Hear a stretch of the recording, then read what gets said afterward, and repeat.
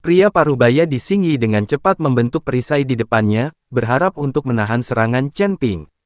Naga emas itu meraung, dan sinar pedang yang dipegang oleh pria parubaya berbaju hijau langsung hancur di bawah pengaruh naga emas.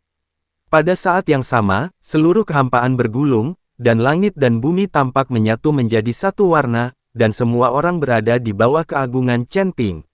Chen Ping berteriak dengan marah, bergema di seluruh dunia, dan naga emas itu meraung dan menuju ke arah pria parubaya berbaju hijau. Perisai yang dipasang oleh pria parubaya berbaju hijau benar-benar runtuh di bawah naga emas. Pria parubaya di mata Xing Yi penuh ketakutan, melihat naga emas itu begitu dekat, jantungnya hampir berhenti berdetak. Siapa kamu? Siapa kamu? Kekuatan macam apa ini? Pria parubaya di wajah Xing Yi penuh keraguan. Karena kekuatan yang diledakkan Chen Ping telah melampaui jangkauan kekuatan spiritual dan mengandung banyak kekuatan. Sebenarnya ada beberapa jenis kekuatan asli di dalamnya. Anda harus tahu bahwa bahkan bagi para beku di alam kesengsaraan, sangat sulit untuk memahami asal-usulnya, dan tidak mungkin untuk membuka ruang asal, apalagi memahami beberapa asal-usul. Sekarang dia benar-benar merasakan beberapa jenis kekuatan asli dari kekuatan Chen Ping, termasuk kekuatan yang tidak dia ketahui. Faktanya, kekuatan tak dikenal itu adalah kekuatan naga. Kekuatan naga dewa adalah yang utama, ditambah dengan kekuatan aslinya. Alasan mengapa Chen Ping menggunakan semua metodenya untuk membunuh dalam satu pukulan adalah untuk membunuhnya dengan satu pukulan. Jika memakan waktu lama, dia akan mendapat masalah. Aku tidak akan dibunuh olehmu.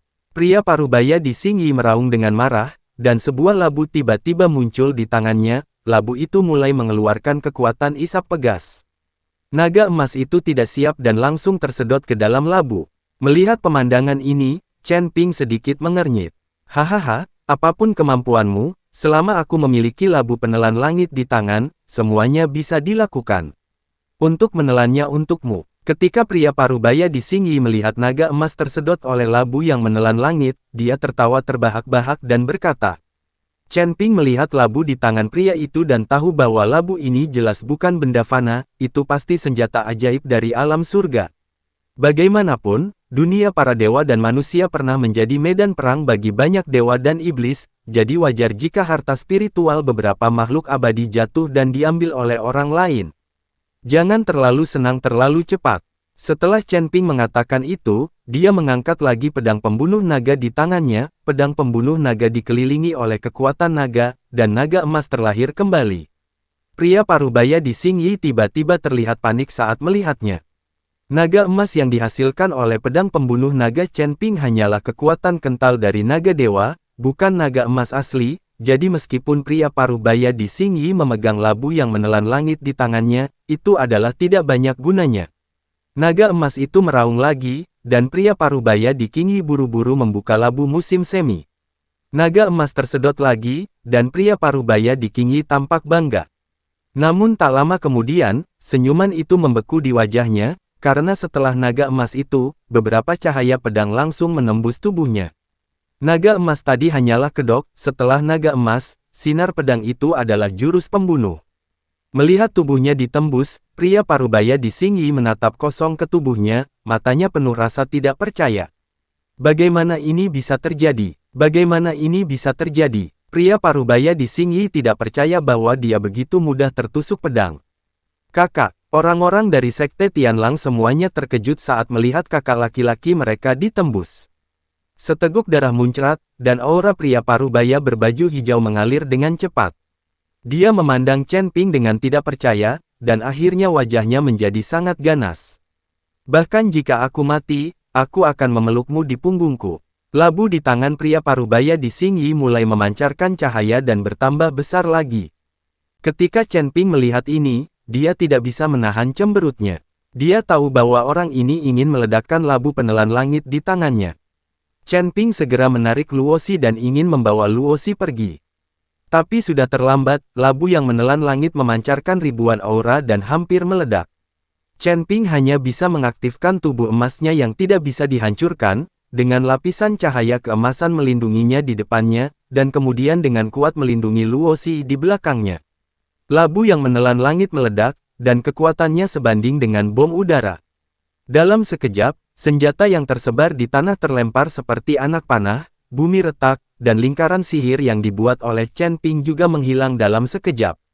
Gelombang udara yang membumbung ke langit langsung menghempaskan Chen Ping. Untungnya, dia memiliki tubuh emas yang tidak bisa dihancurkan untuk melindunginya, dan kekuatan fisik Chen Ping mencegahnya dari bahaya oleh kamar dagang. Luo Fu, yang dilindungi oleh Chen Ping, tidak mengalami kerusakan apapun, tetapi terlempar jauh. Sangat memalukan, tetapi anggota Sekte Tianlang lainnya berada dalam kesengsaraan, mereka terlempar oleh gelombang udara ledakan, menewaskan dan melukai banyak orang. Hanya sedikit yang bernapas yang terluka parah. Saya harus mengatakan bahwa pria parubaya berbaju hijau itu sangat kejam, untuk membiarkan Chen Ping dikuburkan bersamanya dan untuk mencegah Chen Ping mendapatkan labu penelan langit, dia bahkan mengabaikan adik-adiknya. Jika bukan karena perlindungan tubuh emas Chen Ping yang tidak bisa dihancurkan dan kekuatan fisiknya, ledakan barusan mungkin akan lebih dahsyat. Nona Luo, apakah Anda baik-baik saja? Asteris. Chen Ping bertanya pada Luo Si. Tidak apa-apa, terima kasih Tuan Chen. Jika Anda tidak melindungi saya dari depan, saya pasti sudah mati sejak lama. Luo Si tahu bahwa tanpa Chen Ping, dia pasti sudah lama mati. Tidak apa-apa. Setelah Chen Ping selesai berbicara, dia segera berlari kembali. Dia ingin melihat apa yang terjadi pada telur makhluk roh. Akan sangat disayangkan jika telur makhluk roh terkena dampak ledakan. Ketika Chen Ping kembali, pemandangan sudah berantakan, ada lubang besar di tanah, dan tumpukan senjata berserakan jauh. Beberapa senjata bahkan berubah menjadi bubuk dan menghilang tanpa bekas. Adapun pria parubaya di Xingyi, dia berubah menjadi udara, bahkan tidak ada sampah yang tersisa. Tetapi ketika Chen Ping melihat telur binatang roh, dia menemukan bahwa telur binatang roh itu masih utuh dan bahkan tidak bergerak, sungguh menakjubkan. Anda harus mengetahui kekuatan ledakan barusan, bahkan biksu tingkat 8 di alam kesengsaraan akan terlempar sangat jauh, tetapi telur makhluk roh tidak bergerak sama sekali. Chen Ping melangkah maju untuk mengambil telur makhluk roh dan memeriksanya, tetapi ketika dia memikirkan cahaya warna-warni yang akan memancar ketika dia menyentuh telur makhluk roh, Chen Ping berhenti dan tidak berani bergerak. Jika seseorang dengan niat jahat tertarik saat ini, Chen Ping mungkin tidak dapat menghadapinya. Setelah pertarungan dengan pria parubaya berbaju hijau, Chen Ping hampir kehabisan tenaga dan sekarang dia sangat membutuhkan pemulihan. Sambil berpikir, Chen Ping memasukkan telur makhluk roh itu langsung ke dalam ring penyimpanan. Bagaimanapun, kita tidak bisa tinggal di sini lagi, dan senjatanya telah hancur berkeping-keping, dan energi peri asli yang kaya sudah tidak ada lagi, jadi Chen Ping tidak perlu tinggal lebih lama lagi. Luo Si juga datang saat ini, melihat pemandangan itu, dia sangat ketakutan. Jika bukan karena Chen Ping, dia tidak tahu apa yang akan terjadi padanya. Tuan Chen, ayo pergi. Ledakan tadi mungkin akan menarik banyak orang. Dari Petik 2. Luo Si mengingatkan Chen Ping. Oke, Chen Ping mengangguk dan bersiap untuk pergi bersama Luo Si. Tolong, beberapa anggota Sekte Sirius yang terluka parah tetapi tidak mati meminta bantuan. Chen Ping melirik anggota Sekte Sirius yang terluka parah, lalu memandang Luo Si, dan kemudian berjalan ke samping sendirian. Dia tahu apa yang akan dilakukan Luo Si selanjutnya, jadi dia tidak ingin memberikan tekanan pada Luo Si dari samping. Ketika Chen Ping berjalan ke samping, mata Luo Si penuh amarah dan dia berjalan ke arah anggota Sekte Sirius. Pedang panjang di tangannya lewat, dan kepala anggota Sekte Tianlang yang terluka parah terbang dalam sekejap. Berguling ke tanah. Di dunia para dewa dan manusia, tidak ada yang akan berbelas kasihan, dan tidak ada yang akan baik terhadap wanita. Karena kisah petani dan ular dimainkan setiap saat di dunia para dewa dan manusia. Tidak ada seorang pun yang tahu bagaimana cara bersyukur. Hanya sedikit orang yang tahu bagaimana cara bersyukur, apalagi dalam menghadapi manfaat yang mutlak. Luo Si membunuh semua orang di Sekte Tianlang, dan merasa lega sambil menghela nafas berat. Ayo pergi, aku takut ada yang datang. Chen Ping menelepon Luo Si dan pergi. Tepat ketika Chen Ping dan yang lainnya pergi, ada semburan kabut hitam yang bergulung, dan kemudian kabut hitam itu berubah menjadi tangan besar, merobek lubang di kehampaan. Seiring dengan hembusan nafas, sesosok tubuh perlahan muncul dari kehampaan. Orang ini tidak lain adalah Qi Pei Jia, ledakan tadi menarik Qi Pei Jia. Dan di samping Qi Peijia, ada Liu Shuei yang tampak pucat. Setelah orang ini menggunakan teknik pelarian darah untuk melarikan diri, levelnya turun langsung ke alam kesengsaraan tingkat ketiga, dan auranya jauh lebih lemah, dia tampak seperti sakit parah. Tuan Qi, suara tadi terdengar seperti sesuatu yang meledak. Ledakan apa yang membuatnya begitu menakutkan?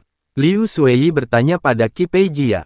Qi Peijia tidak berbicara, tetapi melihat pemandangan berantakan di sekitarnya, serta senjata compang camping berserakan di tanah. Senjata-senjata ini sendiri semuanya tidak lengkap, hanya terkena ledakan, dan banyak di antaranya sudah compang camping. Ada beberapa mayat di sana, lihat siapa mereka. Qi Peijia menemukan mayat orang-orang dari Sekte Tianlang, jadi dia berkata kepada Liu Shuei. Liu Shuei mengangguk, lalu pergi untuk memeriksa dan menemukan identitas pihak lain dari pakaiannya. Tuan Qi, ini semua adalah orang-orang dari Sekte Tianlang. Beberapa orang jelas terkena dampak ledakan dan meninggal dengan organ dalam mereka hancur, tetapi beberapa orang dipenggal kepalanya. Liu Shuei berkata dengan hati-hati. Qi Peijia memandangi orang-orang yang meninggal itu, lalu ke tempat kejadian, dan kemudian perlahan menutup matanya. Sebuah tangan dengan lembut melintasi dahiku. Saat dahi Qi Peijia bersinar terang, ada mata ekstra di dahi Qi Peijia. Mata, seperti Erlang Shen. Melihat pemandangan ini, Liu Shuei sangat ketakutan hingga dia menelan ludahnya. Mata Qi Peijia di dahinya mulai berkedip, dan tak lama kemudian dunia menjadi abu-abu di mata Qi Peijia. Dan di dunia kelabu ini, semua yang baru saja terjadi hanya menyisakan bayangan. Tian Mingyan, wajah Liu Shuei penuh dengan keterkejutan. Anda harus tahu bahwa mata Tianming ini adalah keterampilan rahasia klan iblis. Konon sudah lama hilang, dia tidak mengerti bagaimana Qi Peijia bisa mengetahui mata Tianming. Namun, Liu Shuei mengambil keputusan saat ini dan harus mengikuti Qi Peijia dengan baik dan melayani Qi Peijia dengan baik. Mungkin Qi Peijia bisa membantunya pulih setelah medan perang para dewa dan iblis ditutup. Setelah beberapa saat, mata di dahi Qi Peijia perlahan menghilang, lalu dia perlahan membuka matanya. Ternyata anak laki-laki bernama Chen Ping yang melakukannya. Orang ini sungguh beruntung. Dia tidak tahu harta apa yang didapatnya, jadi dia menyimpannya dan melarikan diri. Qi Peijia berkata dengan dingin. Apakah Chen Ping yang melakukannya? Liu Shuei tercengang, Tuan Qi, kekuatan macam apa yang mampu dilakukan Chen Ping untuk membunuh begitu banyak biksu Sekte Tianlang? Saya tidak bisa melihat proses pertarungan mereka, tetapi biksu yang dipenggal adalah milik Na Luoxiu. Sepertinya saya ingin meningkatkan kekuatan mata Tianming secepatnya, tapi waktu untuk melihatnya sekarang masih terlalu singkat. Qi Peijia sedikit mengernyit. Jika matanya lebih kuat kali ini, dia akan bisa melihat pertarungan antara Chen Ping dan yang lainnya, dan dia juga akan bisa memahami bagaimana Chen Ping melakukannya dan mengalahkan biksu Sekte Tianlang ini. Lalu apa yang harus kita lakukan selanjutnya? Liu Shuei bertanya. Tentu saja aku mengejarnya. Aku harus menyusul anak itu. Pasti ada rahasia lain tentang anak itu. Padat. Setelah Qi Peijia selesai berbicara, dia membawa Liu Shuei dan mengejar ke arah menghilangnya Chen Ping dan yang lainnya. Chen Ping dan Luoxi berlari jauh-jauh, karena dia tahu akan ada bahaya mengikuti di belakang.